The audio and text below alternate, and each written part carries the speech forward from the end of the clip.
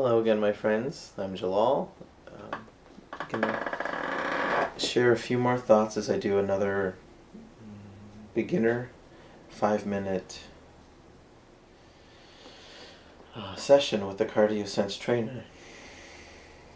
Hooked up to my ear, so you can see. This is so much fun. I love doing this. I hope you're enjoying seeing this as well and following along. And if you're inspired to buy one, I think you'll love it. If you're inspired to work with me for some coaching, I know you'll love that too. I look forward to every interaction I have, whether it's on the street or in a more formal setting. Informal, formal setting.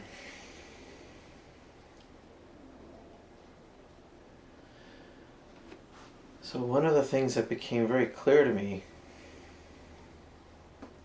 is it's very difficult to be coherent and to be talking. And I think this is maybe one reason why some of the wisest sages and sagesses simply come from their heart and are silent. There's so much power in that. So much. Loving silence speaks more than, I'd say, the majority of words we could say. And I can feel in my chest there's more tension, there's more stress as I feel compelled to talk and to share with words. But it doesn't feel quite as natural. It doesn't feel as impactful as well, as much of a positive impact. And everyone can be different. But I sure love sitting in silence with someone and sharing a hug and just sharing that loving heart connection. Sharing the heart connection. It's amazing. Just smiling at someone. Feeling them smile at you and nod.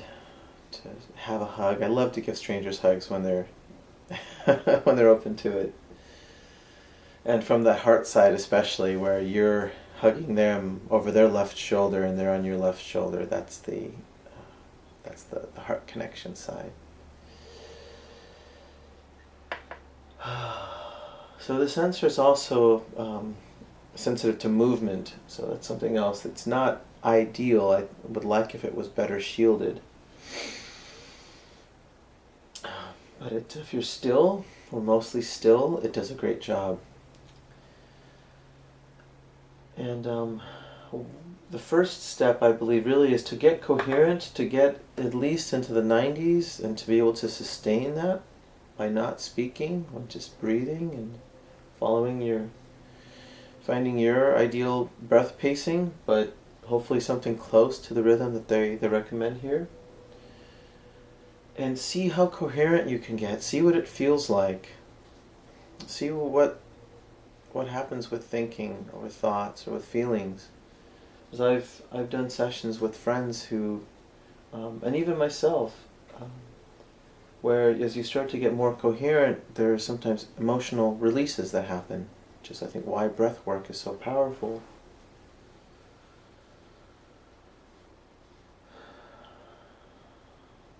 And so this is, I think also, it's a gauge of how much we can trust our feelings or what's coming up feeling-wise. And I believe this is an amazing tool for any therapist, any counselor, for patients, and for helping a patient to also see how they can be their own doctor too. I really believe that the fewer times any practitioner needs to see a patient to guide them, the better, because we all have this knowledge within us, and unlocking it and freeing us so that we can really trust ourselves, I believe, is the ideal. It is my goal. That's what my teacher, my favorite teacher, Adyashanti, has also said, and other sages, that the teacher's truest success is when the student realizes they no longer need the teacher, that they are the teacher, and there is no one that needs to be healed. So not so easy to stay coherent when talking, but it's a worthwhile challenge. So it's this is, I think, phase 2 is tuning into our breath while we're communicating.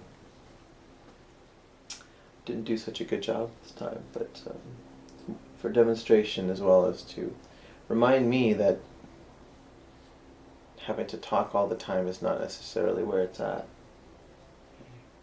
Thank you.